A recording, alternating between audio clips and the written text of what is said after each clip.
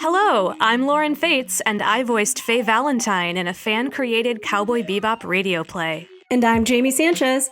I own 4 Cowboy Bebop box sets and 0 Blu-ray players. Are you ready for the beat? I'm ready for the beat!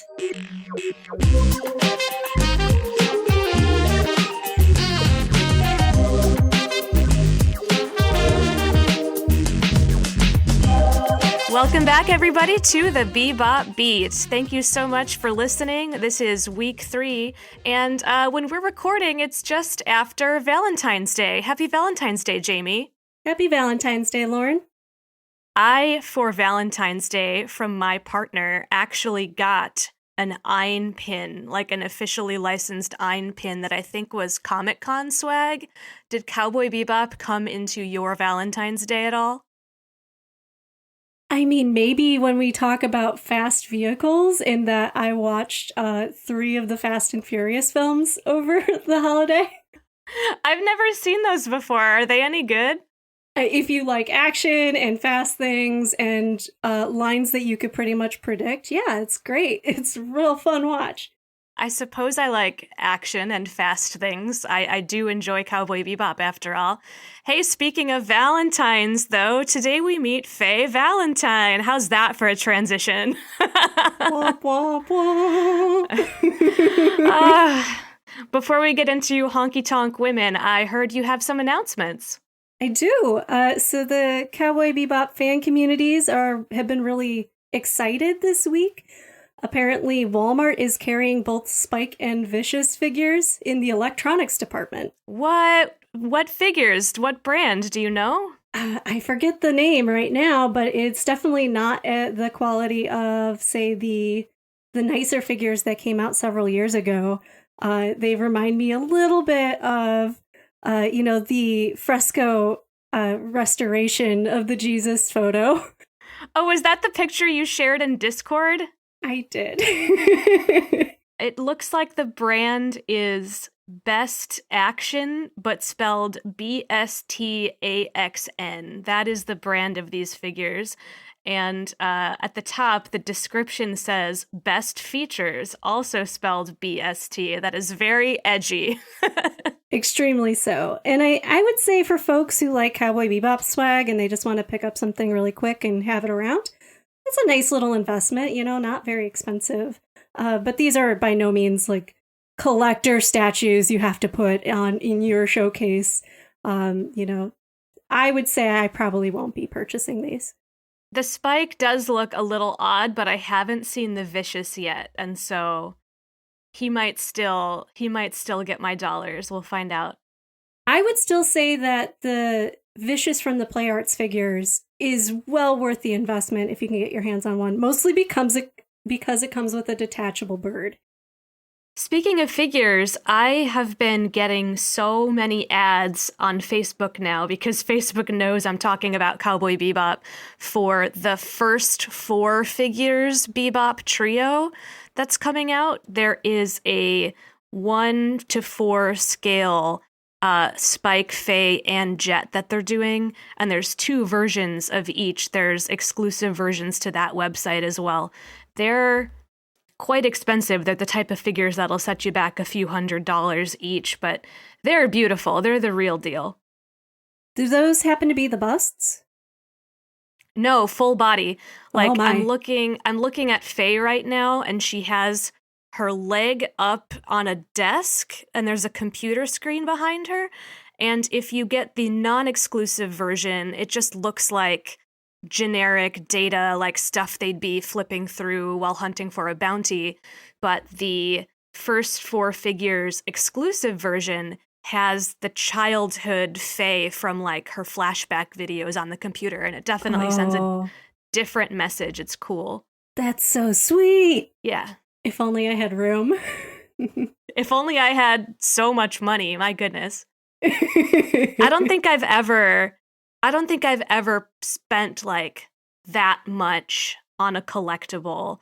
I was doing a thing for a while where I was collecting screen accurate clothes that Rose Tyler wore on Doctor Who. And back in the day, I spent as much as a car payment on a hoodie, and that felt worth it.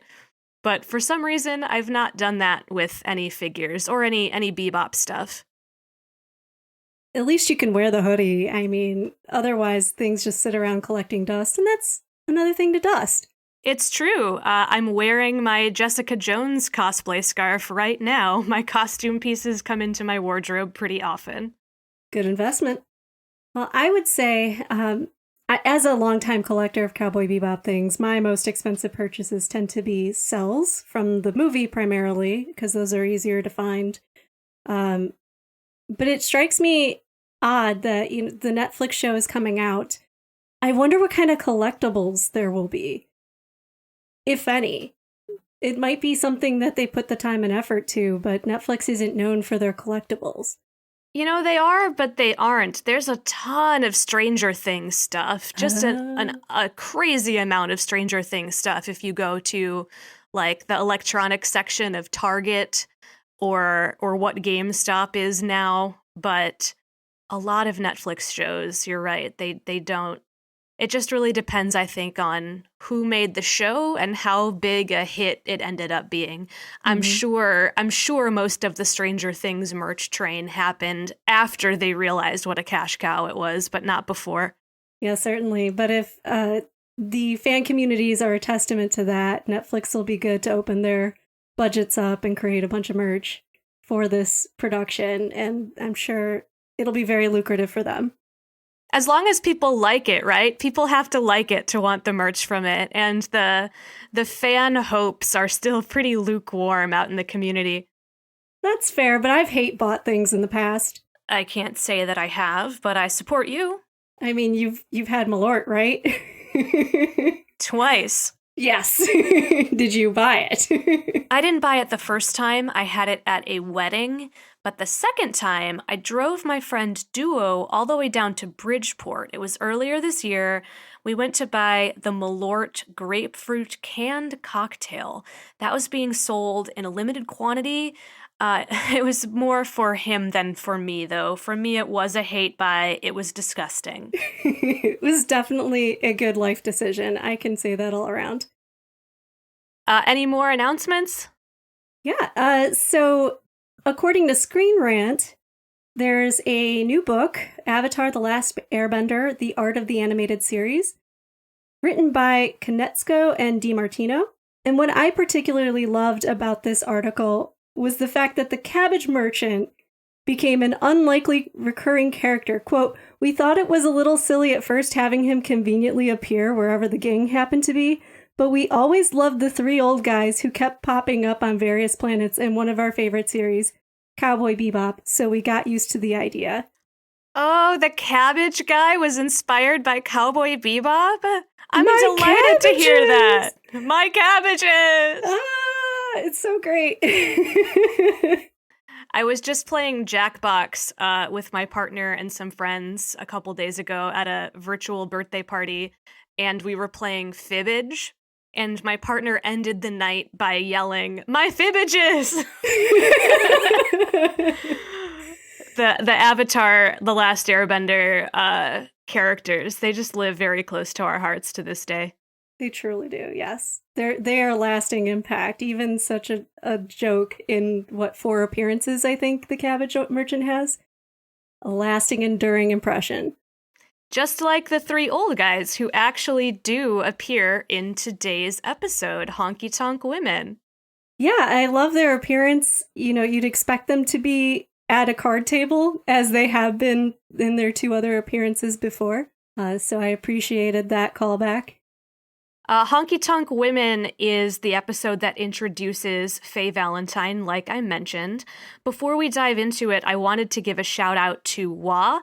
This was a listener of ours who wrote in earlier. I'd already given them a shout out, but he also gave us some opinions about this episode. And what I really like about his letter is that he calls this episode the one that cements the main tone of the show, following a tragic first episode and a lighthearted second episode. He says it offers up what would become Bebop's signature mix of action, comedy, and tight storytelling. It jumps from Chinese back streets, an orbital casino, and into space, perfectly exemplifying what a mishmash the show is. He also says the scene where Faye Valentine is howling on the toilet is a classic. We will get there. But I wanted to give Wa a shout out because he has an awesome blog. It's called Analog Hoso. That is ANALOGHOUSOU.com. And his last entries were all about rewatching Cowboy Bebop in 2020. There's a lot of great entries. They're all tagged Future Blues 2020. And so if you want another take on the episodes as you're rewatching with us, you could visit Wa's blog. Wa also linked another resource that I really enjoyed finding, particularly after our last episode. Jamie, you were calling out how there were a lot of swears in the last episode. There is an old website that is still out there. It is jazzmess.com. The website is called The Jazz Messengers. Its last updates were in 2009, 2013, and then in 2019, just to say, hey, some mysterious benefactor continued to pay for this website and keep it online. And one of the things it has, as it describes each session, is a description of the edits that were censorship between the original and what aired on Cartoon Network. And so we have been guessing at did they say shit when we watched it as kids? I don't remember. Someone has literally documented all of that. So if you go to jazzmess.com, this ancient website will tell you all about the swears. You know, the Jazz Messengers, I remember when that site was active, and before Wikipedia was this huge thing, and fandom.com came onto the scene, and all we had were personal blogs from folks. And so I really appreciate it that this one website owner has determined to keep it alive in 2021, despite so many other URLs going vacant and websites closing and, all the cities of it deprecated over time. Well, I hope the owners of the Jazz Messengers themselves are listening right now. Wherever you are, we love your website. We are huge fans. Thank you. So Honky Tonk Women is a story about Faye Valentine being caught temporarily by some men who know about her astronomical debt. They say they will make her debt disappear if she retrieves a mysterious poker chip. She deals blackjack, I believe, at a table in the casino. She mistakes Spike for the man who will have the goods, but he isn't the one. The two guys end up running into each other, the chips get switched, and a chase breaks out in which everyone is trying to get the bounty on Faye's head, get the money for the chip, kill each other, and so on and so on. So what are some high-level observations that you might have about this episode, Jamie? This episode opens again on Mars, and we end up seeing Mars a lot because from a production perspective, it was actually very difficult for the creators to continually build new scenes. And Mars ended up being this kind of home for all of this additional side stories and stuff, just because the setting was already there. It also seems to be the most populated in the universe, or I should say the star system. And I still appreciate that because there's very interesting parallels to what happens if we do populate Mars in the future? Will the people have need for casinos in orbit around Mars? And so I felt that there's something kind of jazzy and old school about casinos that are enduring in the future, but they're somehow now sci-fi super, where the garbage receptacle disintegrates your cigarette butt in a flash. Or, they're playing giant samurai films in the background. I couldn't quite tell if this episode wanted to be future forward or past oriented. I love that you mentioned the samurai picture in the background. I definitely paused at that part because just like in the last episode, there was this iconic shot of Spike walking Ein in front of this really beautiful advertisement. Spike stopping and freezing in front of the black and white samurai film, I think, is very iconic as well. And I don't know if you caught it, but the caption on the screen as Spike walks by that film says, "Only a true samurai can kill him like this." And it's just such on the nose foreshadowing about a Vicious the Sword Boy fighting him later, like them being the true foils to one another. And I can't believe I didn't notice that when I was young. Like, way to go, Cowboy Bebop. You're just telling us the story right up front. I also appreciate that there is this essence that they're equating Faye with Poker Alice. That somehow these two characters are legendary, that Faye has earned her right to be the legendary Poker Alice, the hottest granny in the star system, a born winner, when she so consistently loses at every single turn. Oh, I thought she literally was Poker Alice. I thought she basically admitted it, but she was trying to dodge the issue by saying there's no way that woman could possibly still be alive. We know from seeing this series over and over that Faye is that old. She was frozen for a very long time. I didn't think that was a comparison. I thought she really is the Queen of Hearts. I thought she really is Lady Luck. Poker Alice is a long-time story. Poker Alice Tubbs was an English poker player in the American West. She was born in February of 1851, and she lived until age 79 in 1930. So she was well known as an ace poker player. She had a reputation, and she would, quote, according to Wikipedia, some nights she would even make $6,000, an incredibly large sum of money at the time. Alice claimed that she also won $250,000, which would now be like $3 million at this current time. So I think it's really fun that Bebop is playing with a historical character in this case and drawing parallels to what we learn about Faye in the future, her age compared to the age of this very old, lucky poker player. That's so interesting. I always just assumed that was a previous alias of hers, but if it's just comparing her to another legend, that kind of adds to the mystique of Faye. Faye is constantly being a character. She really owns the fact that her butt and shoulders and legs and eyeliner are always on display, and she uses that as a weapon. She uses the fact that she knows people want her and she can get what she wants.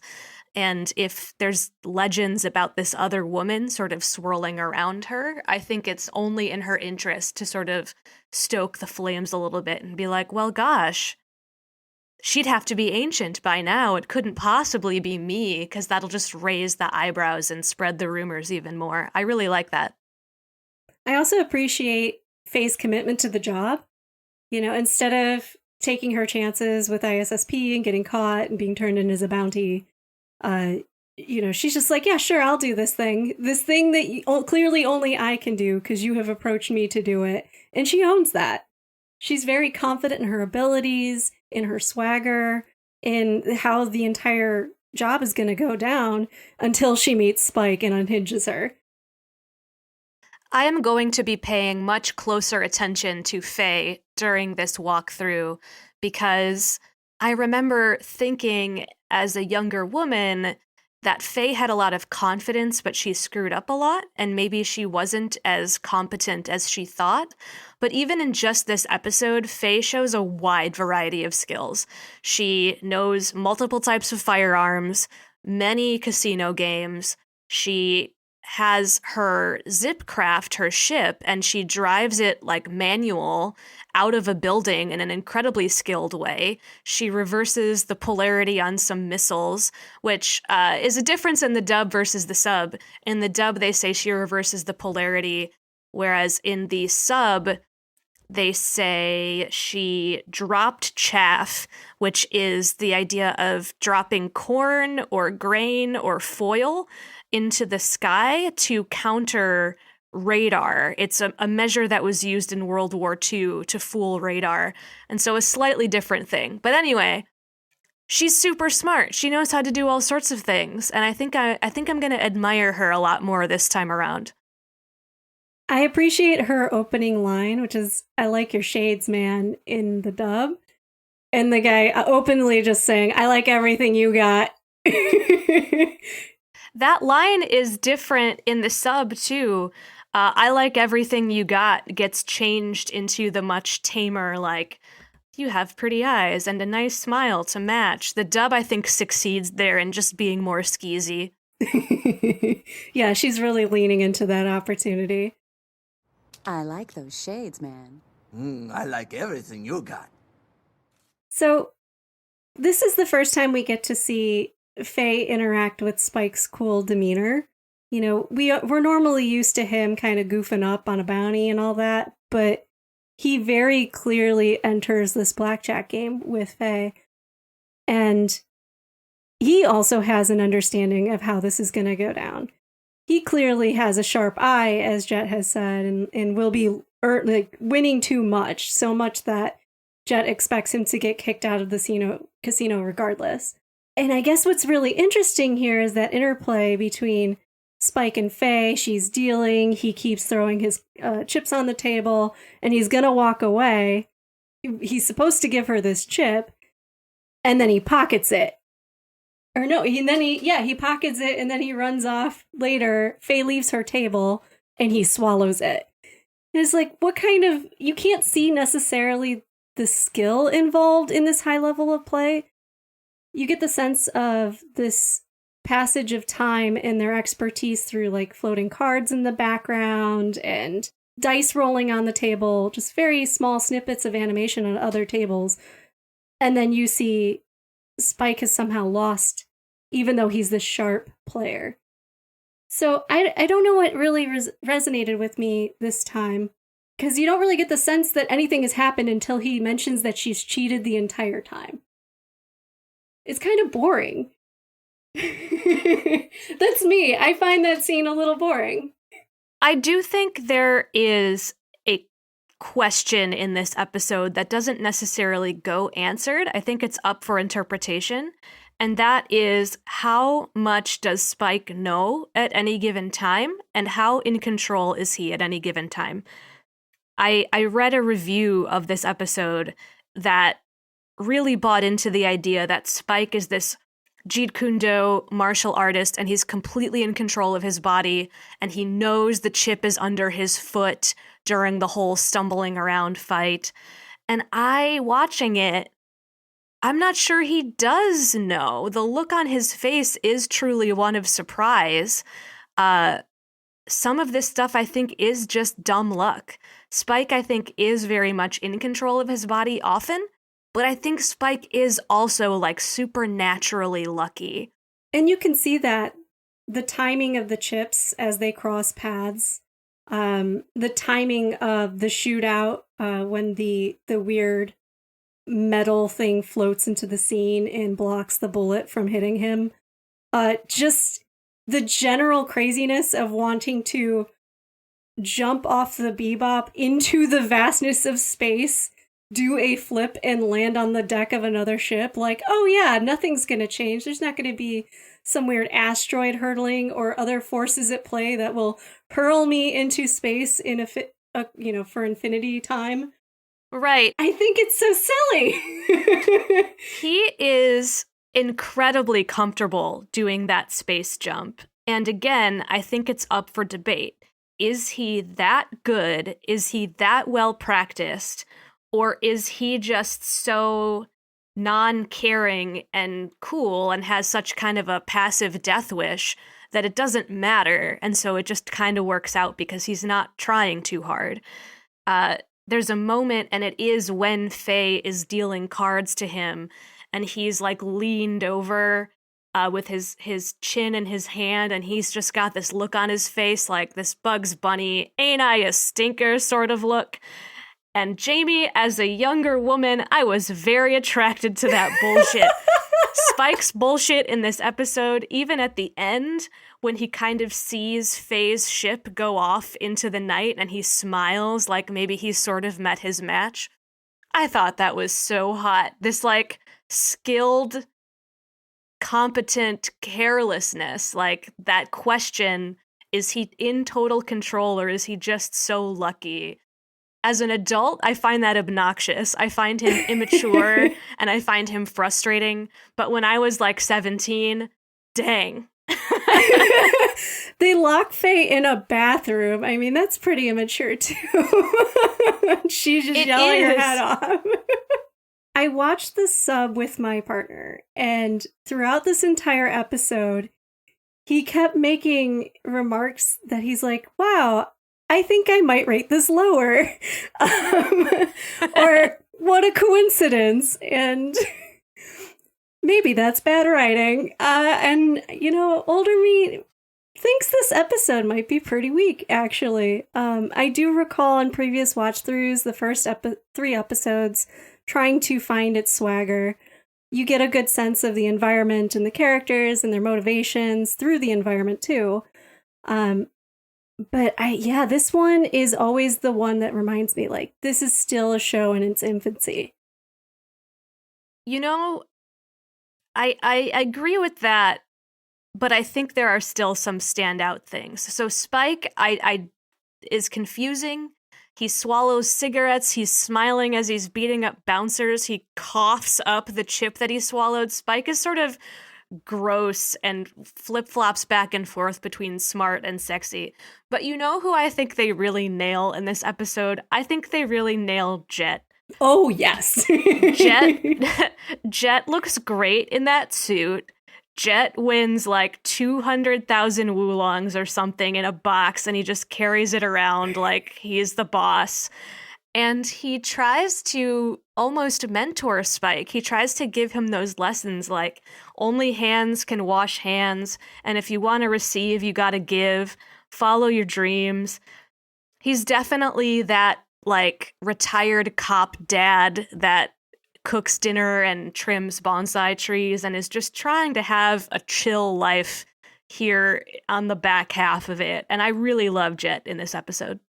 I'll give you that. Jet, you know, he plays it cool, but he always comes off, you know, empty-handed because of Spike's general misfortunes. I love the quote that he says, Charlie's telling us to just do it. But casino, like Charlie said, Jet, go to the casino. Gamble that money. Something I noticed about Jet last episode that I think is consistently written, it kind of proves my point that he is the more consistent character. He just loves his job again. When he's negotiating over Faye's life and he's talking to Gordon, he has these swaggy quotes like, "You had the right idea, you just chose the wrong day." And it's like he's been waiting to say that for hours. He just loves his job. We also learned that he was part of ISSP Special Forces. We don't really know what ISSP is at this point in the story, but you get the sense he was a general badass. So now he's in retired dad life and taking care of Spike and his weird impulses. So I can see how he would have strange dreams and be troubled and haunted by Charlie Parker and Gerda and all that other good stuff.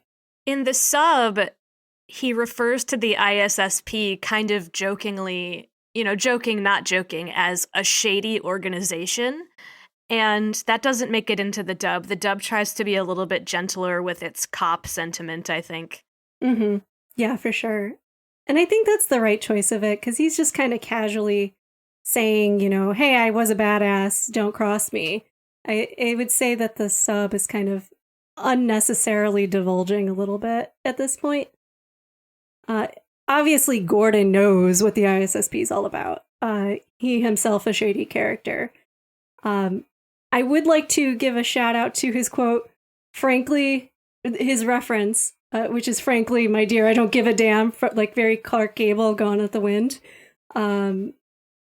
and he himself appears to be a rich badass. But man, he really gets the shaft at the end. I like when bad guys get what's coming to them. A couple more dub versus sub differences because they were really striking in this one. The dub reaches for, I don't know what you'd even call it, casino-based comedy, like gambling puns that aren't in the sub. So as an example, Gordon says, "Do you want to deal with the Galactic Police or me?" And it's like, deal, get it, ha ha ha ha. I didn't even catch that. Even more egregious, when Big Shot comes on, Punch and Judy describe Faye as a poker player going to the pokey. And that's just completely an English invented joke as well. A+, thank you, translators. Some production notes here. We have Ryota Yamaguchi, who wrote only this one Cowboy Bebop episode. Also known for Rama 1/2 screenplays, Sailor Moon TV shows, and Escaflowne, 9 episodes of that, plus the movie, which may tell you a little bit about what you want to know about this particular episode. Animation director Hideyuki Motohashi was a longtime veteran, and he worked on this episode and episode 7. Also notably worked on Yu-Gi-Oh!, Detective Conan, Sailor Moon, Tiger and Bunny, Lupin the Third, and my favorite, The Woman Called Fujiko Mine. Lastly, we have Masami Godo, who was the mech animation director from this episode to the end of the series. He also worked on the opening and ending credits. He was also likely known to be part of the Macross Gundam crew, so that's not a surprise here in terms of creative casting. While watching this episode, I really had to acknowledge a pretty massive gap that I have in just the things that I know about the world. I have personally only been to a casino once, and it was a casino just across the Illinois border in Indiana. It was not a fancy place. I have never been to Vegas. Jamie, have you been to a casino before? I have not. No experience there. I have maybe some poker chips laying around the house. Yeah, so clearly, to speak credibly to the design of the casino in this episode, the behavior of the people, especially Faye, we thought maybe we could bring in a third party. We thankfully discovered a new friend of the show. His name is Jeremy. He is a casino employee, manager, dealer himself. Very cool guy. And we would like to share that interview with you right now. It is so nice to meet you, Jeremy. Thanks for being on our show. Would you please tell us, if you can, where do you work, what is your title there, and how long have you been working there? Hi, my name is Jeremy Hulse. You can call me Jeremy. I work for Firekeepers Casino and Hotel in Battle Creek, Michigan. I am a floor supervisor, and I've been working there for 11 and a half years. What draws you to casinos, and what keeps you working there? I originally applied to the casino when I was 22. I had a string of really bad jobs beforehand that didn't pay especially well, and I thought applying to a casino might be fun. I've stayed there because the culture and environment is very intoxicating. I get to play games for a living and talk to people, which is very fun for me. That's so great that you're a people person. This job sounds perfect for you. What kind of people do you see during your shifts? Who enjoys spending lots of time at a casino? I see all sorts of people. There are executives that come in. There are minimum wage people that come in and play. The most common thing I see is working stiffs, people who work in an office and just want to go out and have fun. The people that enjoy spending the most time at the casino are people who enjoy gambling over sitting around watching TV. You get the people who either work really hard factory jobs who love to come in, or you get people who need mental stimulation. How do these people dress? They all dress fairly casually. The way people dress at the casino is more of what you would see at a casual dining experience. You don't see many people wearing suits and tuxedos like you do in a James Bond film. That's really only for special occasions. How do people generally carry themselves? People carry themselves like they are in a shopping mall. Most of the time they're looking for what game they want to play next. And there's a lot of milling about, and it's a very social, upbeat atmosphere. You know, I haven't really given much thought to casino goers dressing casually like they were in a shopping mall before. Usually when we see these things in movies, it's glamorized, you know, people are betting in their Sunday finest. So when you really think about it, though, at least in the US, a lot of casinos are located in smaller towns. Video gambling happens roadside, so it makes sense that gaming is a people person game. Yeah, I guess when you really think about, especially where we live in the Midwestern United States, how weird it would be for somebody to put on their best tux and drive over to Indiana. It makes a lot of sense that maybe all that glamour was more just for the films. So what's one thing that most folks don't know about casinos or casino culture that you think they should? I think that most people should know that if you are dealing with a person in a face-to-face environment and they're in a uniform, they're probably a tipped employee. And so it would be best to help them out if you can. I also think that there is a bit of a misconception when it comes to casinos. A lot of people still have this idea that casinos try to cheat. If it's under the purview of a gaming commission, the casino has to try and be as fair as possible. All of the cards are checked to make sure that they are all there. The dealers all have to go through background checks. There is a lot that is going on to try and keep the games as fair as possible. Back in ye olden times, when the mob ran Vegas, things were a bit different, but even then, they wouldn't try to directly cheat. You're going to get people that cheat at gambling games if you play at a home poker game or a street craps game. If you go to the casino, the games are not going to be rigged. Jamie and I have been talking about Faye Valentine and her past, maybe known as Poker Alice. Do any of your casino patrons have a reputation with your staff? And if they do, why? So, if you are a regular at the casino, you will develop a reputation with the staff. Most of the time, if you are a pleasant individual, you will be known as whatever your first name is. We try and keep it as friendly and inviting as possible. In Faye's case, she'd be known as Poker Alice if she played a lot of poker, came in, won a lot of money, had eyes on her all the time, and if she was pleasant to the staff. More often, you get a nickname with the staff if you are an unpleasant individual.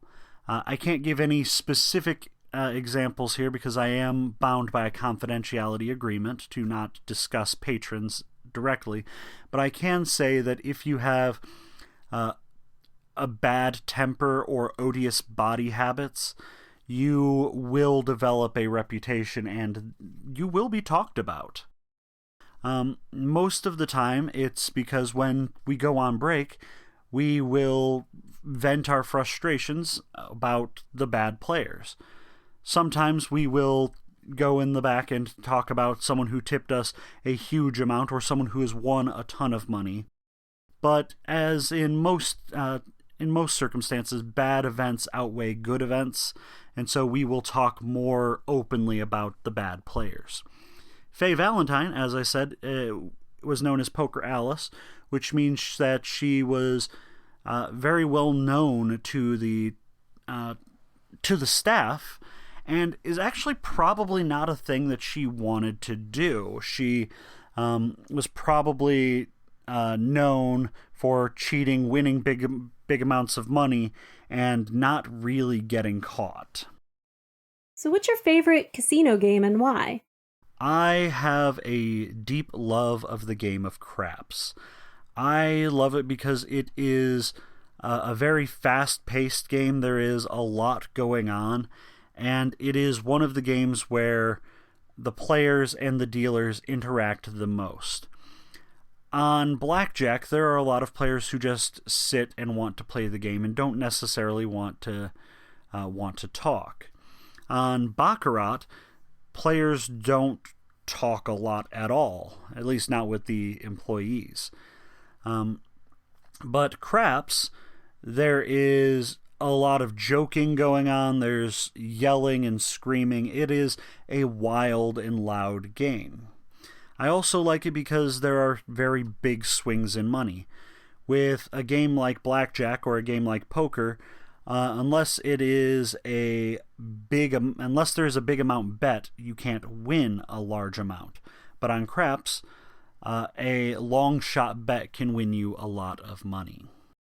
So we heard, and we're very honored by this, that even though you hadn't watched Cowboy Bebop in a really long time, you watched the first 4 episodes before hanging out with us on our show. So, as you know, in this episode, there is some secret tech hidden inside of a poker chip. How common is it to find a gambler cheating? And can people at your workplace detect cheating? All right, so tech hidden inside of a poker chip. In this case, it was a code, but a lot of people will think that there are microchips inside the poker chips. Sometimes that happens, sometimes not. It's usually only the very large value chips where there's anything inside. Most of the time, they're just clay. How common is it to find a gambler cheating, though? It is not as common as it appears in movies and television, but it happens more often than you might think. About on an average work week, I might catch someone cheating once. Can people at my workplace detect cheating? That's what a lot of my job as a floor supervisor is. There are surveillance operators who are in a different department, and they are watching through the cameras. There are a lot of cameras in the casino watching at all points in time. And your dealer at the table is watching to make sure that the game remains fair. And the floor supervisor is there to deal with any issues that might come up if a card was misdealt or something, or if something is seen, such as someone cheating. Now, this is where I do want to go on a slight tangent. So there are a few different ways that people have cheated at casinos, and there's a few categories. On blackjack, there are card counters, and people just counting cards is not illegal. But if we catch you counting cards, we don't have to provide a service to you. We can not deal to you. And we call those type of people advantage players. They are just getting an advantage over the casino. A cheater would be someone who is attempting to place more money on a bet that has won before it got paid, or trying to take money off of a bet before it loses. Things like that would be classified as cheating, and that is very frowned upon. You will go to jail if you are caught doing that. Wow, so point the first, you said there are lots of cameras at a real casino, and cameras were all over this sci-fi casino, so that sounds pretty accurate. But point the second, Holy smokes, there actually can be microchips inside of high-value poker chips. I never imagined. My mind is blown. Dang, there must be some real savvy people who want to cheat once a week. Like, that blows my mind. That's a hobby at that point. That's a second job. Well, I know I'm a pretty sore loser, but generally, how do players act when they lose, and how do they act when they win? So this is kind of a touchy subject. Let's see if I can really put it into good words here. When people lose, they are often very angry. If they have lost a lot of money, they've probably spent money that they shouldn't have brought in to gamble with. And my heart goes out to people who have lost $300, $400, $500, people who have lost $600 when they really can't. People who have lost $5,000, $10,000, $20,000 when they really should have been saving that or spending that on something else. And when people do lose those large amounts of money, they can act up. Some people cry, some people get angry and belligerent. In all of those circumstances, we do try to resolve the situation. With an angry person, we will escort them off property. With someone who is too sad to continue playing or having a good time, we will try and remove them from the view of other patrons and try to calm them down. We don't want people acting rashly. It's weird, though, when players win, and when they win a lot of money, they aren't jumping for joy. Sometimes they do. When people get a big hand or a big winner, they might yell and scream and jump up. But more often than not, especially if it's a casino regular, they will just smile and walk away. Sometimes they might even go to another table and say that they've been losing all day, which is a little weird. I actually remember the one time I did go to a casino to gamble. On the way in, I ran into a woman who was on her way out, and she was basically having an extremely emotional moment, telling us coming in, the machines are rigged, this place doesn't pay out, don't bother. She had clearly had a losing evening, and I had wondered at the time if maybe she had been a security issue before we'd gotten there. What other security issues do you need to be concerned with at your job? So there are a lot of ways that people can attempt to cheat and that people can attempt to gain advantage over the casino, and we have to be on the lookout for that. As I said before, we try to make sure that the games are as fair and play exactly by the rules and statistics as have been laid out. We don't want people really finding out what any ways to gain that an advantage. In the episode, there was actually a thing I wanted to point out. All of their cards have a pentagram on them, which means that there is a clear top and bottom to the card that can be seen without really exposing the what the value of the card is. If there's a player who is canny, they can turn specific cards and then can see that, oh, the pentagram is pointing down, that is a face card. Spike was playing blackjack, and he would gain a huge advantage if he could somehow do that. A lot of times, they can also be in on a scam with the dealer and can turn the cards around, and so the player might as well just be seeing the value of the card. Other security issues are other people touching the cards or when the cards leave the table. That's a big no-no. In the episode, Spike reached over a man who was playing Baccarat and touched his cards. That is a big no-no, and he probably would have been kicked out before he even got to any other tables. Wow, Spike. I would think he would know better being such a card shark and just pro all around. That's actually quite disturbing. So, I guess he's also a weird guy to have around casinos. What's the weirdest or most memorable thing you've experienced as a casino employee?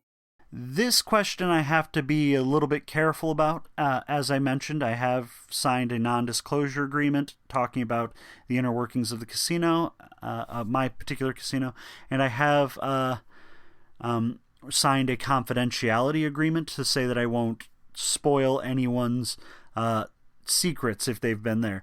So I can't tell you specifics. What I can tell you is early on in my career, I was dealing in high-limit blackjack, and it was the last hour of my shift. I was already clocked out in my head. And this guy, he must have been late 20s, came in, and in that hour he lost and then won back more than $100,000, which at the time was the most money I had ever seen on a game. That was a crazy amount of money to me, an absurd amount of money to see one person playing and not even really caring about. Since then, I've seen more money go through, but it hasn't really hit me as much as that one moment. Likewise, early on, I had a player soil themselves at a table because they didn't want to get up because they thought they were on a winning streak. And that was gross and awful and terrible. And I cannot express how upsetting that really was. Oh, that's so... I hate that story. Oh my God. Oh no, I'm going to be thinking about this moment in this podcast forever. No. They're not paying you enough, Jeremy. They're not paying you enough, our friend Jeremy. Goodness. You're doing a real service for us here. Okay, now that I've collected myself, I did mention that you watched 4 episodes of Cowboy Bebop for us, and you even said you might go back and watch the rest now. We hope you do. What resonated with you about Honky Tonk Women? There was a lot that was going on. A lot of little things. It seems like the people who made this episode are people who have been to casinos before, but not anyone who has worked in casinos before. It had the surface veneer of a casino, but there was a lot of little things. One, the boss of this casino was very corrupt and was attempting to strong-arm his patrons. Also, there were a lot of little things going on that I do want to point out. It seems like most of their table games were on different levels, and you wouldn't want to design a casino like that, where the players would have to go on elevators to get to other table games, because if they get in the elevators, they could just easily go to the parking garage and leave. You want to try and keep the players there as long as possible and just enraptured and enthralled. Other little things, as I pointed out, the cards all have a facing on the back, which is a big no-no. Let's see, other little accuracies. Faye would not have been brought in as a dealer unless she had had previous dealing experience, unless they were attempting to do a con. And she picked up the cards first before she picked up the money on a losing hand at one point, which is not the way it's done. We usually want to resolve the bet before we pick up the cards. That way people are less likely to add money to a bet or take money away. You are really picking up a lot of issues with the casino in this episode. I would love to hear that if you were to design a sci-fi casino in the future, what would you create? Oh man, what would my ideal casino be? as far as a sci-fi casino goes, I am reminded of The Last Jedi, where there was a casino on a planet, and that was the main draw of that planet.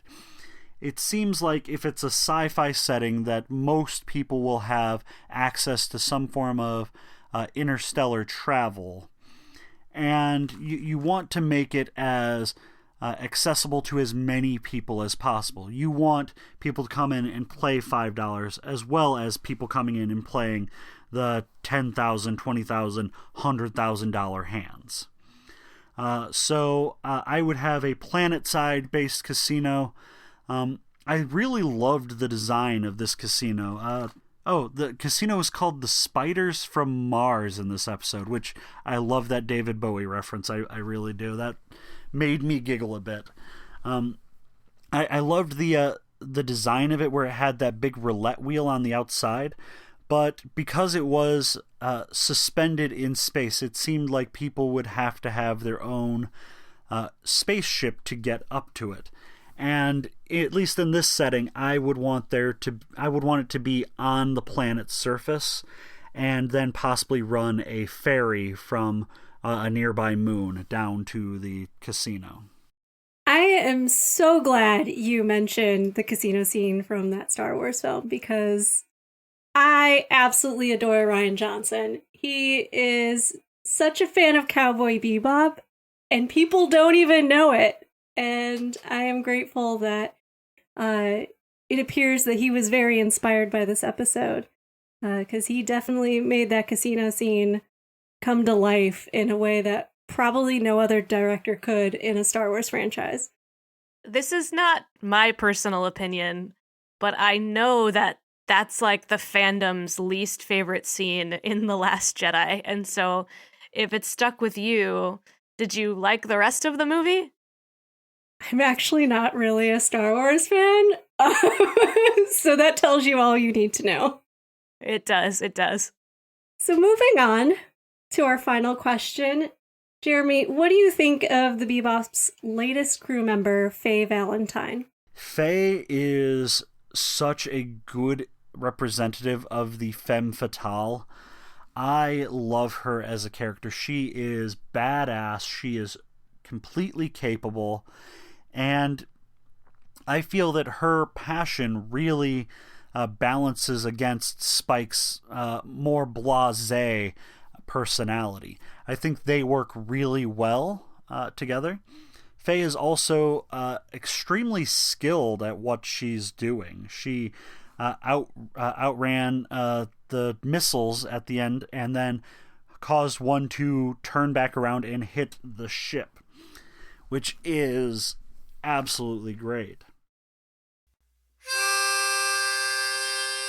We are so grateful to Jeremy for hanging out with us on the Bebop Beat. I think we'll be hearing from him one more time a little later in the show, but I just have to say that was so interesting. I expected it to be interesting, but not like that. I learned so much about casinos in real life, but also about how that culture affects Cowboy Bebop. My mind is blown, and I wish I had had that information on the first watch through, because, man, it is so insightful and kind of embarrassing what Cowboy Bebop ended up doing in certain aspects of, just the technicalities and setting the mood. Who knew that separate levels would be an issue for casino design? I didn't know that Spike would get kicked out just for touching someone else's cards, and the whole idea that card backs with an obvious up or down, that just seems so clear to me, and I can't believe I never thought of it before. Well, before we go, did you have any more funny moments or catches or call-outs from this episode, Jamie? She beat me again! This seems to be setting a trend for future episodes, and I really appreciate that. Our bounty count is now at 3 missed bounties. 3 of 3, not doing great. I enjoyed the fact that there was a game behind Spike's head at one point called Gunfight. Again, just extremely on the nose scene design. I really appreciated the scene design in general. The establishing shot right at the beginning of that sort of Chinatown-esque area. It reminded me a lot of the painted backgrounds in other 90s anime, particularly Sailor Moon. Sailor Moon is extremely different flavor. It's shoujo, it's much more femme, and they still have a lot in common, I think, in some of the stylistic choices. I can agree with that. You know, the hand-painted qualities of these older anime, that you get a lot of texture and line weight and just character through the artistry of painting the actual characters on a cell and all the watercolor or gouache in the background. That being said, I also know it's very difficult to achieve neon effects when you're using physical medium like paint. So they do a lot here with neon flashing lights and transparencies and all these big roaming ads around the casino, and that just adds to the excitement and the detail of the environment. I really loved just living in the casino, seeing signs in all different languages, like there was a welcome sign that said Bienvenido, and the transitions between scenes. They would quickly show a flashing machine or someone winning a bunch of money or a spinning roulette wheel. It did a lot to serve and explain the energy that we were supposed to be feeling in that space. I'm sure there's awful lot of homage to James Bond here too. They very clearly want to play up the cool factor. Casinos are cool places for hot shots and they're doing cool things. Spike goes on to say he likes the fitness program here. It sounds like he could become a member. We've been dunking on Spike's sort of immaturity in this episode, but my favorite shot is when his hand reaches up and slowly catches that ship in space, and there's a lot of tension. And right as he makes contact, right as he grips it, Faye's red tail just pops super fast and zooms into the frame. It's shocking and wonderful. If I had to pick the, one cool factor, if I'm supposed to put my one stamp on something this episode, it's Faye's tech. She's got a bracelet that calls her ship, and it's a really delicate-looking wearable. Like, I have a gold and green bracelet that I feel like is reminiscent of that, but mine doesn't have a bunch of cool computers inside. She also then has the lipstick that matches it. She's kind of carrying around a little gold arsenal of hyper femme tools, and I'm just once again into her kind of using her gender presentation and her sexuality to her advantage. I would go the other side of Faye, which is her Zipcraft. She's got this monocarrier that has programmed GPS. It can come to her when she calls. It can automate machine gun firing and all that. It's kind of like having a backup partner in a way. And she spends an awful lot of time in that ship. It's really an extension of her. One of my favorite moments from Cowboy Bebop, which we are not going to get to soon, is her flying the Zipcraft in the movie, and the song that plays in the background, and how she's clearly just kind of jamming like anyone would, driving their car, listening to the radio. It reminds me of my relationship with my car. It becomes almost a family member. It's a fun thing to anthropomorphize your vehicle. If Faye has the red tail, what have you named your car? Oh, my ex-husband actually named our car. Its name is Thomas because for whatever reason, our car has a bunch of nooks and crannies, like a bunch of weird storage slots and holes. And so he named it Thomas after like the Thomas English muffins for the nooks and crannies. If you want to hear something more like anime weeby, though, when I was a kid, I named my mother's car Nicholas D. Wolfwood. Yes! A Trigun reference. She never knew what I was talking about, but I loved it. One more thing to add, you and I found a lot of cool things in this episode, but our guest Jeremy found even more. He sent us some extra observations at the end of his interview, just with cool things that he noticed and caught, and I don't want to miss them. So, take it away, Jeremy. When they first arrived at the casino, they had a list of all the different things that were there. They would probably have the pachinko machines near the slot machines. As I said, they probably wouldn't have the restaurants and toilets on a different level that you'd have to go through the elevator through. You might go to escalators on it to get to a different level, but not the elevator that can immediately take you to the parking lot. They had a game called 7 Stud Poker, which I'm not familiar with. Then again, there are hundreds of variations of poker, and that seems like it might have just been 7-card stud poker. So who knows? When Spike does touch the cards that the guy was looking at, they were playing Baccarat, specifically Big Baccarat. And that is a game where people will be betting a lot of money. They will be betting hundreds of thousands of dollars on the outcome of those cards flipped over, sometimes even millions of dollars. Baccarat is a big game. It is one of the most popular games in Europe. It is so popular in the books, it's the game that James Bond played. They changed it to poker and blackjack in the movies because those are more known to American audiences, which, that's a good adaptation as far as book to movie. At about the 8 minutes and 40-second mark, Faye goes to chase down Spike. A dealer would not leave the table like that. There is a lot of money worth of chips in the tray, which someone could just reach in and grab if there was no one there. That's not a thing that you would want the dealer to do. If she were just a regular dealer, she would be fired for that. Let's see, about the 9 minutes and 38-second mark, we see the security going up to Spike and being very violent and rough with him without really much provocation. Yeah, he's being a bit of an ass, but generally you do catch more flies with honey than vinegar. They would be as polite as possible until there was a need to be violent. Also, Spike put the chip in his mouth and swallowed it. I don't know about a lot of other casinos, but since COVID-19 has taken off, we have taken very big steps for cleaning the chips more often. But before that, the chips weren't cleaned all that often.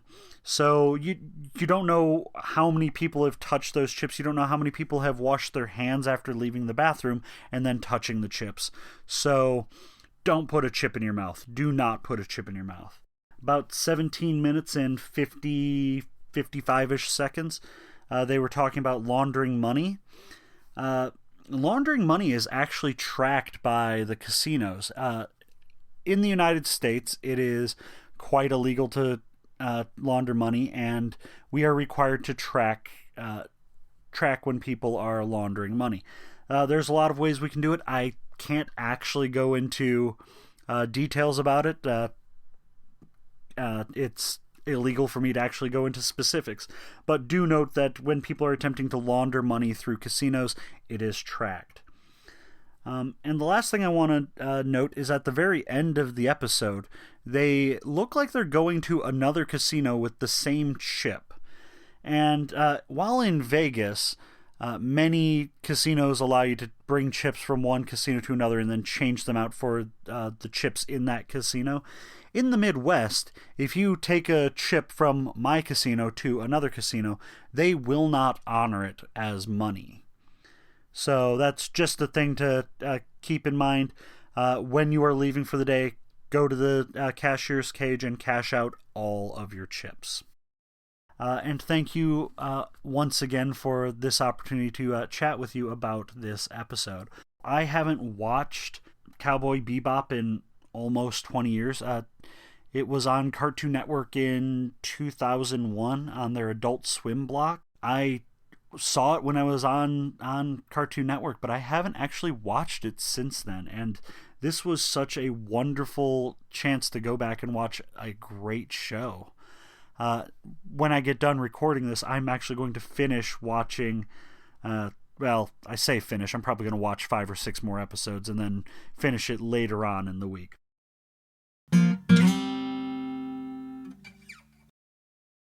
Jamie, before we go, I do want to call out how this episode might be translated to the Netflix live-action series. Something that we haven't touched on, because it is complicated, is that Faye refers to herself as Romani. She says, "My people, I can't be in one place for too long." It's in her nature, but we know she has amnesia. She doesn't remember who she is, and so this has to be a lie, right? Oh, of course, yes. The dub, as I'm not an expert, but I'm pretty sure the dub mispronounces it. The dub's out here saying Romani. I'm pretty sure that's wrong, and clearly some director on the dub side said that because Spike and Faye both say it. But just like we were kind of critical of Laughing Bull, I'm pretty critical of the use of Romani. Granted, Faye is a liar, she's a grifter, she has, it's within her nature to weave a tale, but the Romani, they're a nomadic people, likely from northern India, who entered Europe and faced a whole lot of persecution when they got there. The G word, which is considered a slur to describe the Romani people, was established because Europeans thought they were maybe from Egypt. It reminds me of how Native Americans were labeled Indians completely incorrectly. The Romani people have multiple names for themselves. They have tribes and nations, just like the indigenous people in America, but they were historically enslaved and kidnapped and assaulted. And I'm personally pretty uncomfortable with the fact that the G word has been used in pop songs as soon as 2 years ago. I remember a pop song that was using the Romani descriptor to just kind of be a synonym for wanderlust. That's a thing that Elton John and Fleetwood Mac and Shakira have all done. And you'll even see Halloween costumes inspired by this real oppressed people. It's not cool. And if it's not a real part of her past anyway, maybe I'm being a super woke SJW snowflake, but I feel like we can just replace this with some other form of deceit. She can lie about who she is without implying that Romani is some sort of synonym for just a wanderer. She immediately labels Spike as a term I'm unfamiliar with, and it seems to carry throughout the show, too. It's that playfulness, you're my silly older brother, and I'm going to tease you. And I think that playfulness can exist, especially in the Netflix adaptation, without having it to be this specific instance. Yeah, I think Netflix has a real opportunity here, and I'm not saying they have to make a super progressive show. I mean, those are my values. I'd be into it, but I recognize that not everyone comes to Cowboy Bebop for politics. I'm not sure anyone does. But I feel like they could look at what was imperfect and what was maybe problematic in its time and just tweak it and do something better. I already established that I really like the idea of Gren being non-binary because it fits with what I think is the authorial intent. We just didn't have the words for it back then. And we can acknowledge now that maybe Romani was not the word to use to describe Faye's tendencies either. I'm pretty much just agreeing with you all around here, Lauren. Great. We don't end this episode on a fight like we did with episode 1. We are friends. Thank you, listeners, so much for tuning in this week to the Bebop Beat. Join us next week when we discuss Gateway Shuffle. It's that wonderful kooky episode about eco-terrorism, biowarfare, and that race through the gates, so get excited. So many lighthearted topics. Did you say a cookie episode or a kooky episode? Kooky! Okay, I'm just hungry for cookies, I guess. I should go take care of that. Thanks for hanging out with us another week. We will see you next time on the Bebop Beat.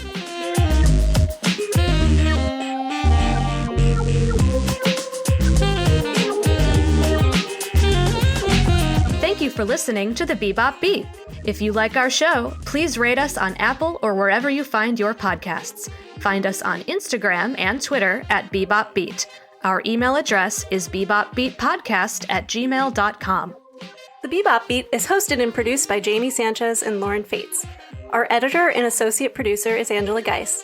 Our logo and art assets are by Kat Janda. Special thanks this week to Jeremy Hulse and our listener, Bethany, for introducing us. Hey everyone, small editor's note here. There were 10 floors of bathrooms in that casino. Bye.